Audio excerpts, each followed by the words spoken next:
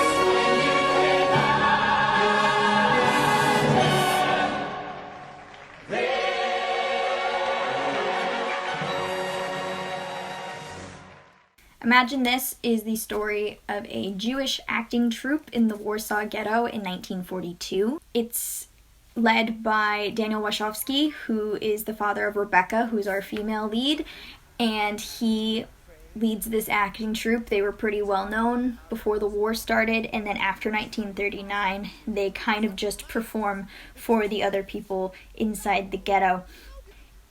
The show's theme centers around the transformative power of art, but I don't want to say transformative because it doesn't feel like the right word. It is about art as protest and art as a healing mechanism. I think that's incredibly important. Critics did not like it. It was pretty much panned by mainstream critics. Independent critics seemed to really like it, but the big West End people really didn't like it. They claimed that it was too happy. They claimed that the songs were a little bit too hopeful for a subject matter as dark as the Holocaust. And others claimed that it piggybacked on the Holocaust to hide the fact that it was just a less than stellar show, which I disagree with. I think it's a really good show. It was discovered soon after that critics who had panned the show had actually not seen the show. This happened with quite a few critics. They figured out that you couldn't. They hadn't seen the show. In my research for this, I was trying to find these reviews, and most of them actually lead to dead web pages, which makes sense because they're like 11 years old and no one watches the show anymore. In 2010, the production had been filmed and was aired on PBS in, I believe it was 40 markets across the United States. And there is the DVD and the live cast recording that is on iTunes, Spotify, I think everywhere else. After that, it really wasn't produced widely again, and I haven't heard of it since I discovered it back in 2010. So despite the fact that there is no demand or fans of this show, I'm going to talk about why it needs a revival and why 2019 is probably the perfect time to do it. So the plot of Imagine This goes as follows. Daniel Wachowski has his theater company with his daughter Rebecca, who is our female lead, her little brother Leon, who's about 10 years old. He's the one child in the show. His wife, who is named Hannah, but we do not see again after the opening number of the show because she's taken by the Nazis before they're moved into the ghetto. And there's an extended family in the theater company as well, and some supporting characters who they're just actors in general, and they're part of the group. We see them on August 30th or 31st, the last day of August 1939, in the song "The Last Day of Summer." The music, the laughter, the sweet ever after was ours on the last day of summer. I kissed you, my one rose, you smiled and the sun rose that day. It was the last day of summer. Where they reminisce about just the great things of being like out in the world and being free. And you get to see Rebecca, Daniel, Leon, and their mother all together for the first time. And then by the end of the number, it is 1942, and they have all been moved into the Warsaw Ghetto, which is where the show truly opens. So they're rehearsing a brand new musical play called Masada, which is a musical adaptation of the siege of the Masada fortress in 70 CE, which is where a large group of Jewish zealots committed mass suicide inside the fortress of Masada rather than surrender to the Roman soldiers. There's definitely a plot through line with the two plays, because it's a play within a play structure. They're rehearsing the musical, and Adam, who is our male lead, is a resistance fighter, comes in, and he apparently has just broken into the ghetto with his brother, who he has become separated from. So the theater company ends up hiding Adam when the Nazis come after him, and the Nazis end up taking their male lead instead. So Daniel asks Adam to stay, replace that actor, and it'll also keep him hidden within the ghetto. Adam is very strongly believing that putting on a play during a time like this is incredibly passive and doesn't help anybody. He is very much a believer that you should actively resist against the Nazi party, all that stuff. And Rebecca is kind of on the same side as him. She's, I think, late teens or early 20s in this show. It's very hard to say, but she agrees with him and decides, yeah, it's ridiculous. I can't believe you're messing around with these silly little stories when there's people dying and we don't know where my mother is, and we're trapped in here with a million other people. In which Daniel gives a response through the song Imagine This, which is the title number. It's the second number in the show. And he, through the song, explains that performing and giving the other people in the ghetto something positive to focus on can in its way be a form of protest and a form of help to those in need. Who cares about love? Who cares about hope? They do. They come famished.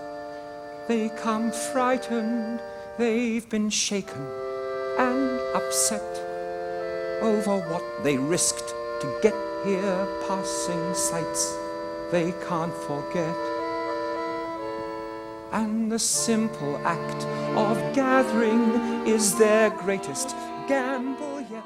So they perform the show Masada, which is, it takes place in ancient times, obviously. Rebecca plays Tamar, who's the daughter of a Jewish rebellion leader, played by Daniel, whose character is called Eleazar. And Adam plays Caesar's favorite general, Silva. And Tamar and General Silva fall in love. So they do a star-crossed lovers kind of thing. So it's about kind of following your heart, following who your people are, following orders, that whole thing. So that plays out throughout the show. You are also seeing the drama backstage. At the end of Act 1, a Nazi comes on stage and offers a loaf of bread and a kilo of jam to anybody who is willing to pack one suitcase and board a train the next morning. Now, in this show, you, the audience, are sort of treated like the rest of the people in the ghetto. You're, like, in this with them, so it's like you're part of the show. So he offers this to you. And the theater troupe is so excited because he promises everybody a new life in the East. He's like, we've made this beautiful camp for you with flowers and plenty of food, and yeah, we're going to send you over there. So everybody's really excited because they're going to get out of the ghetto. Adam, who has, been doing his resistance fighter thing, knows the truth and knows that they will be taken to a little village outside of Warsaw, and basically explains what happens at those camps. So everybody panics, obviously, and the Nazis, I forget how, but the Nazis catch on to this, and they offer them safe passage to Switzerland if they finish the play and keep the rest of the Jews calm and don't let on to what they know. So Act 1, Act 1, that's how Act 2 opens. They try to figure out, well, are we going to choose telling, the people we've been living with what's going to happen to them, or do we want to keep ourselves safe?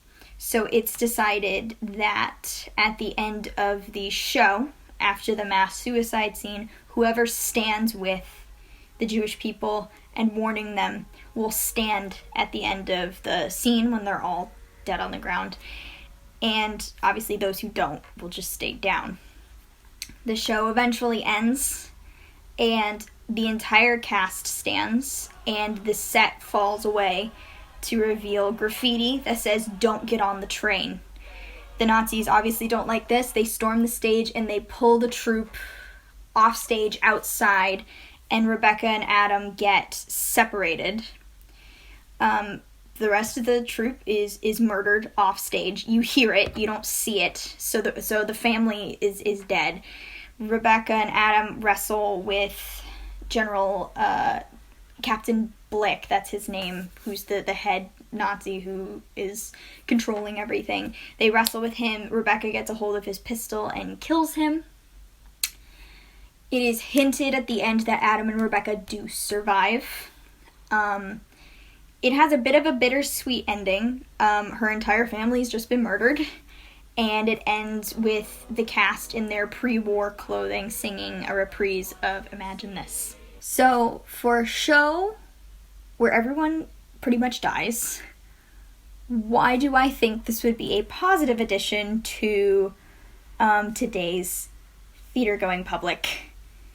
Well, let's get into that. I cannot say the show is 100% dark. There is quite a bit of comedy in it. Daniel Wachowski tends to try and joke with the Nazis he comes across. He keeps a very light energy and tries to keep everybody's spirits up, even though things are getting increasingly dim. But you can see there's a bit of a panic and a bit of a coping mechanism in it. You can see it behind the eyes. Peter Polycarpou is the name of the man who plays him in this cast, and he does an excellent job. He's played Phantom a couple of times too, so he's had a very wide range career. And in Act 2, there is this song called "Don't Mind Me." I'll try it your way, Jewish style. Don't mind me, I know you're busy, I'm no one special, I won't be long. Don't mind me, you've got your problems. And it's a comedic number for Masada, and it's played by one of the more comedic actors in the show, and it's very tongue-in-cheek and very, very cute and very British humor. But a show where everybody dies in the end. Yeah, what's great about that? Musical theater today tends to mirror the ideology of society currently, and more specifically the progressive ideologies of today's society. So you've got Hamilton, which is like our biggest show out right now still, with its like 6 tours, and like it's a pro-immigrant story, rainbow casting, it helps young actors see themselves in musical theater, and it has this general optimism about the American experiment, which is something that is nice in today's political climate. You've got Dear Evan Hansen, which has been running for about 4 years now, which focuses on the mental health of teens who are now living with like social media, things like that, and the suicide epidemic. Waitress, which is about to close soon, focuses on domestic violence, the empowerment of women, and has an all-female creative cast, which was very nicely brushed away in the 2016 Tony Awards. And you've got our newest edition, Hadestown, which covers the transformative power of art, love, the dangers of messing with the balance of nature. It also has a light capitalism allegory, and it definitely mirrors some of the issues going on in today's world. So why do I think Imagine This would be a nice addition to this? I know I've been asking this question. In 2015, Fiddler on the Roof's revival opens differently than past productions, with Tevye in modern-day clothing, and it is meant to reference the, at the time, very, very relevant Syrian refugee crisis. I'm assuming it's still relevant. It's another show about the Jewish people being driven from their homes by government, which is very, very timely. David Rooney for The Hollywood Reporter stated in his review of the revival, "It's a sad reality that at virtually any point in history, somewhere on the planet, persecuted peoples are being driven from their homelands as they seek fundamental dignity for themselves and better lives for their children." This production focused on the Syrian refugee crisis, and only a few years later we have children in cages and families being separated at the border. It's, no matter what era you place it in, it's incredibly timely. Imagine This is an 11-year-old show that lived and died within a month span. And it was never really given a chance, to be honest, to succeed. I don't like to watch the news very much. I imagine a lot of people don't anymore. But when something scary happens, I tend to turn to art, be that television, movies, books, either to escape my reality or to see how those characters dealt with a similar problem. If I see a character come out on the other end of a really, really dark time, it makes it a lot easier to continue on through my dark time. Daniel Wachowski preaches this in Imagine This. Storytelling can bring light in darkness and hope of a better tomorrow during a horrible today, if you can just imagine. Ride with me and we'll be free to sail the evening air. And we'll climb so high, we'll wonder why we ever had a care. From